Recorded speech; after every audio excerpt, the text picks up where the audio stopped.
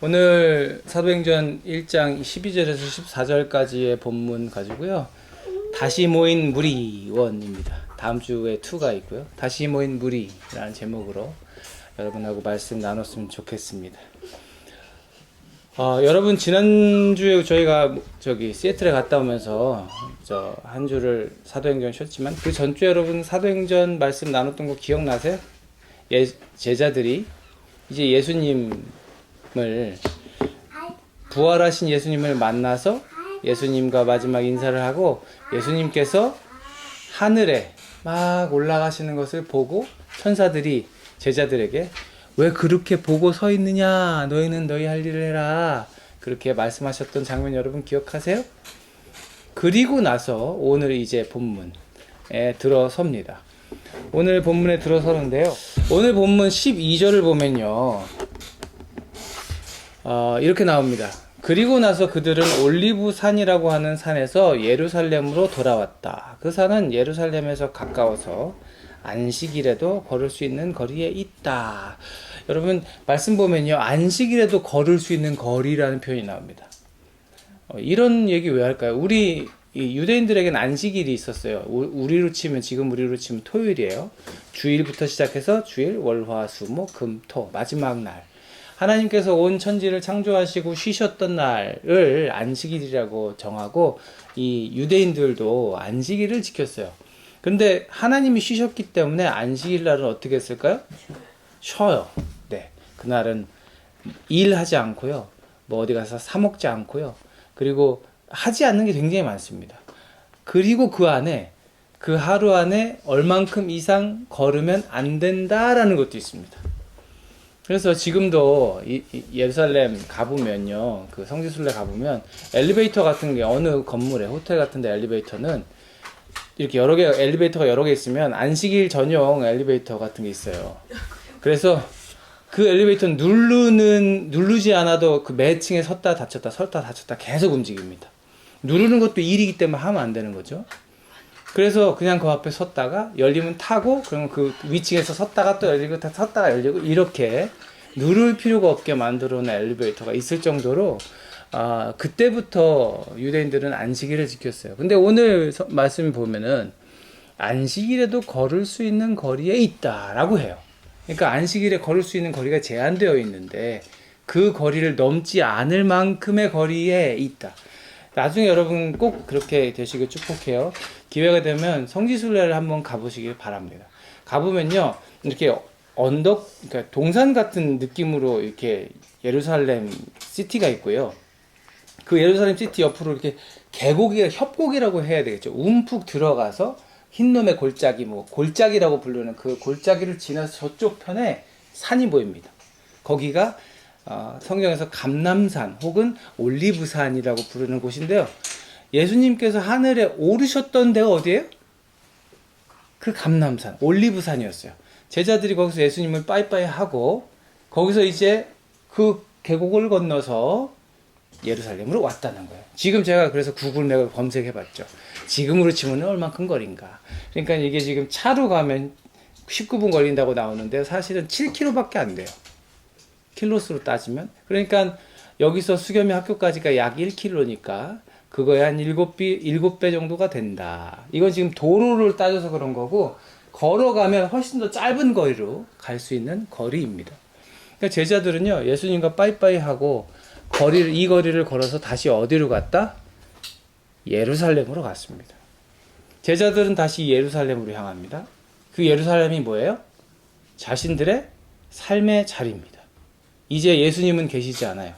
주어진 명령이 남았습니다. 그리고 그 명령을 가지고 제자들이 있어야 할 곳, 그들이 살아온 삶의 자리로 갑니다.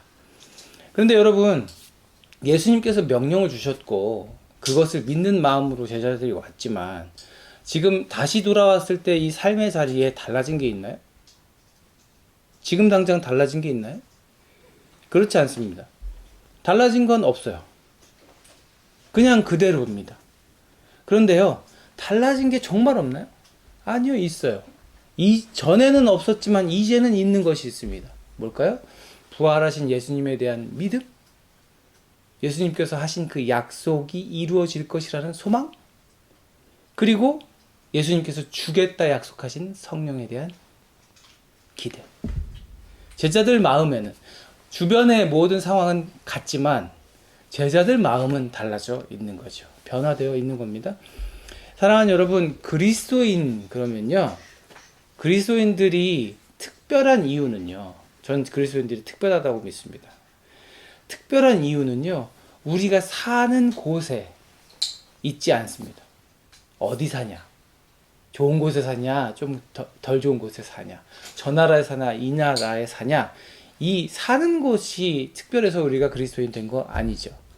특별한 곳, 더 좋은 곳, 더 편안한 곳 살기 위해서 우리가 예수 믿나요?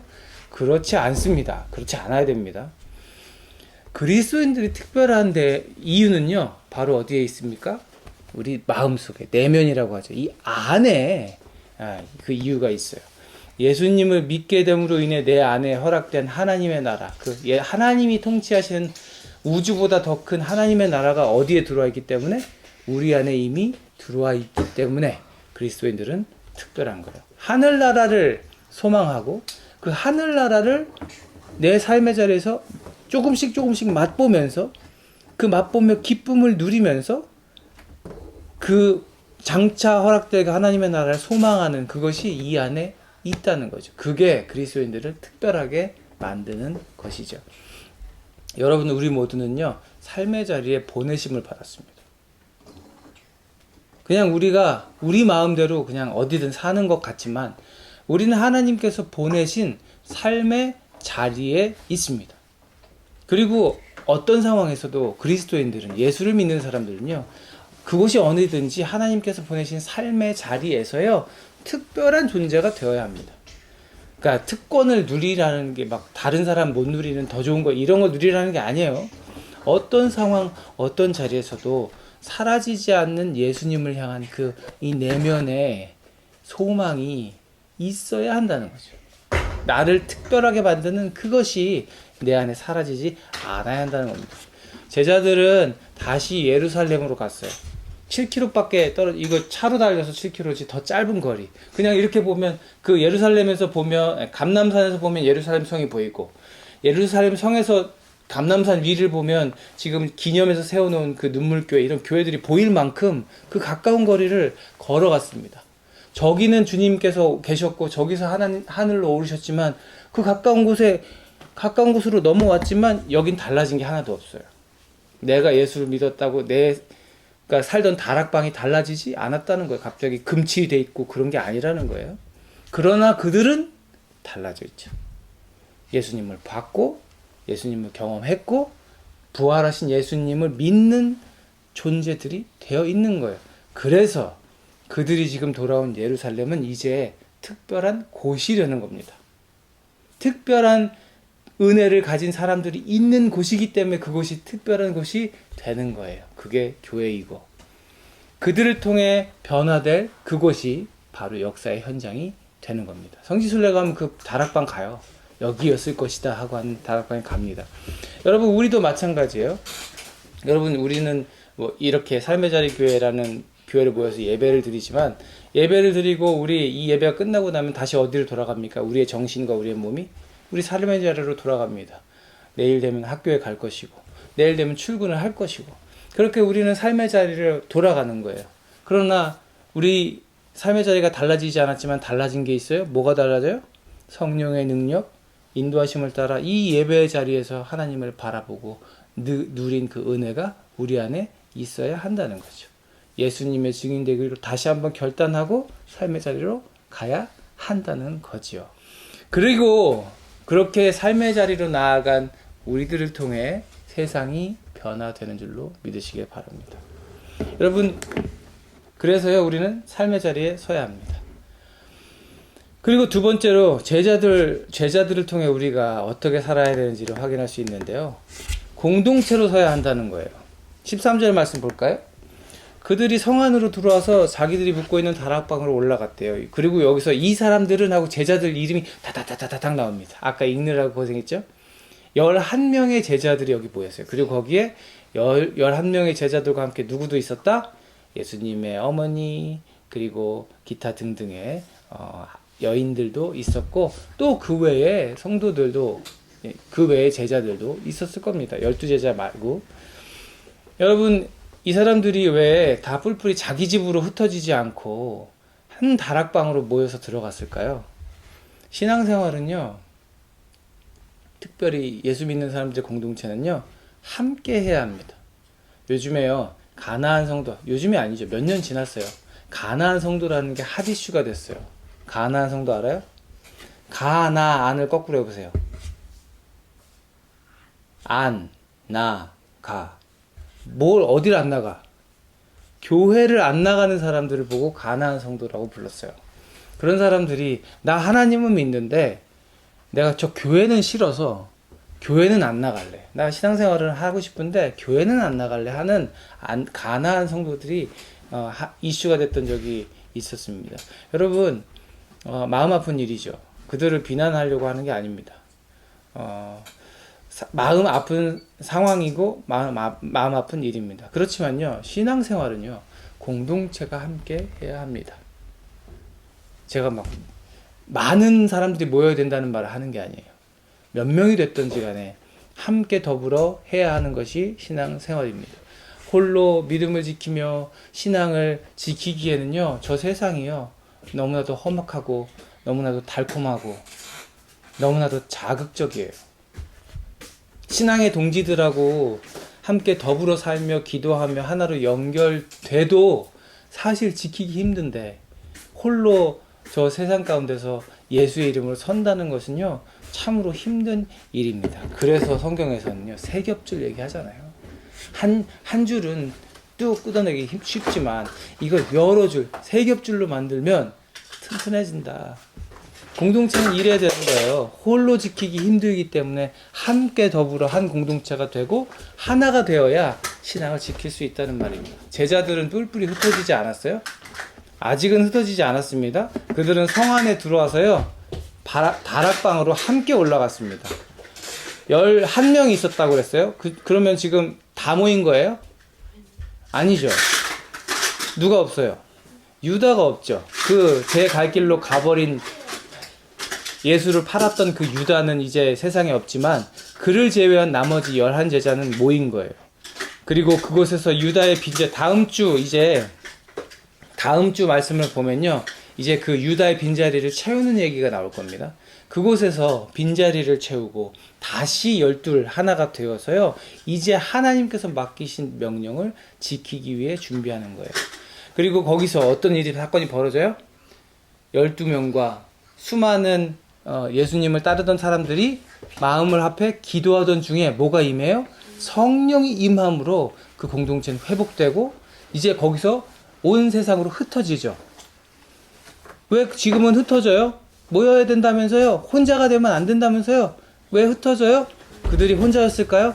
아니요, 그렇지 않아요. 성령을 받았기 때문에 성령과 함께 그들은 흩어진 거죠. 성령과 함께 흩어져 복음을 전하는 그들은요, 더 이상 혼자가 아닙니다. 사랑하는 여러분, 우리도 함께 해야 합니다. 예수님 안에서 형제고 자매고 그렇게 우리가 부르잖아요. 진짜 그렇게 형제 자매가 되고 식구가 돼서 그 공동체로 서야 하는 겁니다. 하나 되는 거요, 어려워요. 그렇잖아요. 아무리요 이렇게 오래 같이 사는 남편과 아내도요, 맞지 않는 부분이 있어요. 내 속으로 낳은 자식들도요, 맞지 않는 부분이 있어요. 너무 나랑 똑같아서 안 맞을 때가 있어요. 그렇잖아요. 그렇지만요, 이렇게 하나 되는 일, 가족조차도 힘든 이 하나 되는 일이요, 절대로 그냥 되지 않잖아요. 마음을 함께 모아서 섬기지 않으면요, 이거 하나 되는 건 불가능한 일입니다. 그렇지만 그 어렵다는 하나 되는 일이요, 불가능한가요? 아니요, 불가능하지 않아요. 무엇으로 가능할까요? 성령으로 가능합니다. 하나된 공동체는 성령으로 가능하고 그 하나된 공동체와 성령이 일하면요, 이 세상은 험악하다고 말하는 세상 속에서 우리는 승리할 수 있게 됩니다. 간절히 바라요, 여러분. 하나된 공동체 되시는 여러분 되길 축복합니다. 하나된 공동체 될 뿐만 아니라요, 성령과 하나된 여러분 되시길 축복합니다. 성령과 하나 되려면 어떻게 해야 돼요? 제가 늘 설명하는 표현, 성령의 충만을 받으라. 내가 성령으로 가득 차 있어야 성령과 하나 될 수 있습니다. 간절히 바라기 여러분 성령으로 충만한 사람들 다 되시길 축복합니다. 그리고 제자들의 모습을 통해 우리가 깨달을 수 있어요. 우리는요, 함께 한 마음으로 기도하기에 힘써야 합니다. 함께 한 마음으로 기도하기에 힘써야 돼요. 14절 말씀 볼게요. 이들은 거기 모인 사람들, 다락방에 모인 사람들, 여자들과 예수의 어머니 마리아와 예수의 동생들과 함께 한 마음으로 기도에 힘썼다. 이 14절 말씀에서 방점, 포커스 온 해야 되는 핵심적인 단어가 뭘까요? 한 마음, 그 앞에 것까지 같이 함께 한 마음으로. 여러분, 우리가 힘써야 될 게 있습니다. 남녀노소를 가리지 않고 힘써야 될 일이 있어요. 아마 이 다락방에는 여자도 있고 남자도 있다고 그랬잖아요. 이때 당시에 여인들은요, 사회적으로 굉장히 지위가 낮았어요. 여자들은 할 수 있는 일이 별로 없었습니다. 그냥 집 안에서 가정만 돌봐야 됐죠. 근데 지금 여자들이 여기 모였어요. 좀 어린 친구들도 있었을 거라고 저는 생각해요. 그리스도 앞에는요, 남녀노소가 없어요. 그 남녀노소 없는 우리 공동체가 가리지 않고 힘써야 할 일이 있습니다. 뭘까요? 함께 한 마음으로 기도에 힘쓰는 거예요. 여러분, 이게요, 하나된 공동체의 비밀입니다. 이게요, 능력 있는 공동체의 비결입니다. 여러분, 간절히 축복합니다. 이 단어들이 우리 가운데 있었으면 좋겠어요. 함께 한 마음으로 기도에 힘써야 합니다. 우리 교회의 영구적인 표가 뭐예요? 여기 간판에 써 있는 거? 네? 모든 삶의 자리에서, 저기 지금 중간에 서로 사랑하며 빠졌는데, 모든 삶의 자리에서 서로 사랑하며 함께 선교하는 공동체. 이게 저희 교회가 기도하는 표어입니다. 여러분, 정말 그런 공동체가 되려면요, 우리가 어떻게 해야 된다고요? 성령으로 충만해서 더불어 함께 한 마음으로 해야 된다. 어려운 일이에요. 쉽지 않은 일입니다. 우리 교회가 지금 많지 않지만 한 명 한 명 늘어날수록요, 하나 되는 것은 더 힘써야 될 일이 될 겁니다. 여러분, 어렵지만 힘쓴 우리들 되기를 바라고요. 그렇게 우리 삶의 자리로 가서 더불어 함께 성령과 함께 하나된 공동체가 되어서 주님의 주신 명령을 감당할 때요, 하나님께서 우리 교회를 통해, 여러분을 통해 큰 일을 행하실 거라는 걸 믿으시기를 축복합니다. 이번 한 주요, 여러분 학교에 가셔서도요, 여러분은 혼자가 아니에요. 누구와 함께? 성령과 함께. 성령과 함께. 여러분, 혼자라고 생각되는 그 생각은요, 사단이 주는 생각입니다. 나는 혼자가 아니에요. 이미 내 안에 계신 성령과 함께 어디든 가셔서 그렇게 기쁜 마음으로, 그래, 하나님이 나와 함께 하시지 하는 그 담대함을 가지고 세상 가운데서 예수님의 증인으로 살아내는 여러분 되시기를 주님의 이름으로 축복합니다. 기도하겠습니다. 하나님, 감사합니다. 예수님 승천하신 이후에 주어진 사명을 감당하며 제자들이 보여준 모습을 통해 우리가 나아가야 할 길을 찾습니다. 하나님, 제자들이 그랬던 것처럼 우리의 삶의 자리에 우뚝 서기를 바랍니다. 그곳에서 하나님 우리에게 허락하신, 주께서 보내신 성령으로 충만하여 예수님을 닮은 제자로 온전히 살아내는 우리들 되기를, 그리고 함께 더불어 마음을 다해 기도하는 공동체를 세워갈 수 있는 우리들 되기를 원하오니 하나님 도와 주옵소서. 이제는 우리 구주 예수 그리스도의 은혜와 아버지 하나님의 무한하신 사랑하심과 성령님의 내주, 감화, 감동, 교통하심이 하나 되기를 소망하며 더불어 한 공동체 되기를 소망하며 성령으로 충만하기를 기대하며 그렇게 삶의 자리에서 예수의 증인으로 살겠다고 결단하며 다짐하는 여기 있는 주의 사랑하는 백성들 머리 위에 이제로부터 영원토록 함께 하시옵기를 간절히 축원하옵나이다. 아멘.